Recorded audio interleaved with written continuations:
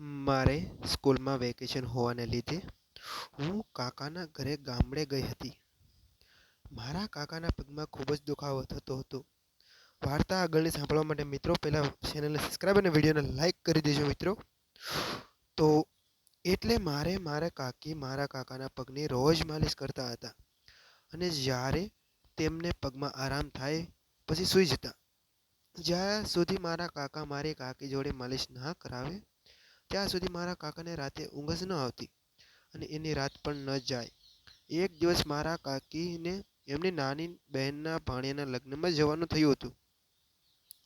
એટલે મારા કાકીએ મને બોલાવીને કહ્યું કે રેખા, આજે મારી બહેનના ઘરે જાઉં છું એટલે તું આજે તારા કાકાના પગમાં માલિશ કરી આપજે, નહીં તો તેને આખી રાત ઊંઘ નહીં આવે. ત્યાર પછી રાત થવા આવી ત્યારે મેં બધા માટે જમવાનું બનાવ્યું. મેં અને મારા કાકા સાથે ભોજન લીધું. પછી રાત થઈ એટલે હું કાકાને માલિશ કરવા ગઈ તો મારા કાકીએ મને કાકાનું ધ્યાન રાખવાનું કહ્યું હતું એટલે મેં માલિશ કરવાનું શરૂ કર્યું.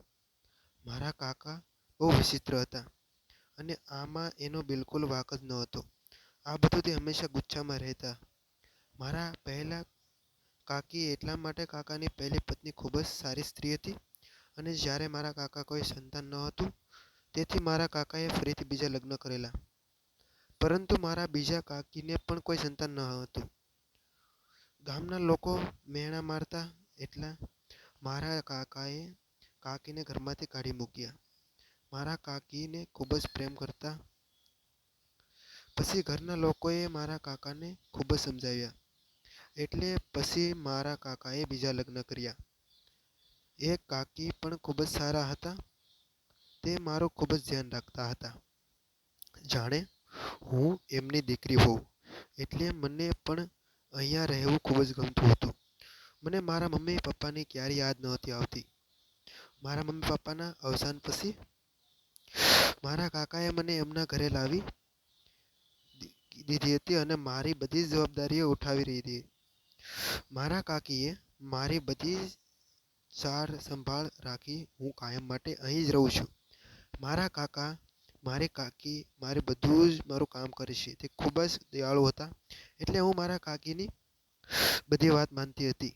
હું કામ કરતી કારણ કે તેના નસીબમાં મારા કાકાની સેવા કરવાનું લખ્યું હતું. મારા કાકી આખો દિવસ મારા કાકાની સેવા કરતા. એમને પણ એક દીકરી થઈ એટલે તે પણ મને તેની દીકરી જેમ રાખતા હતા અને અમારો પરિવાર સુખેથી રહેવા લાગ્યો. મિત્રો, આ નાનકડી એવી પ્રેમ ભરેલી વાર્તા તમને કેવી લાગી મિત્રો?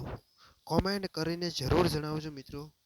અને આપણે ફરી મળીશું આપણા એક નવા વિડીયોમાં. ત્યાં સુધી આવજો મિત્રો. અને વિડીયો પૂરેપૂરો જોવા બદલ તમારો ખૂબ ખૂબ દિલથી ધન્યવાદ મિત્રો. અને મળીશું આવતીકાલે એક નવા વિડીયોમાં. Tata bye bye.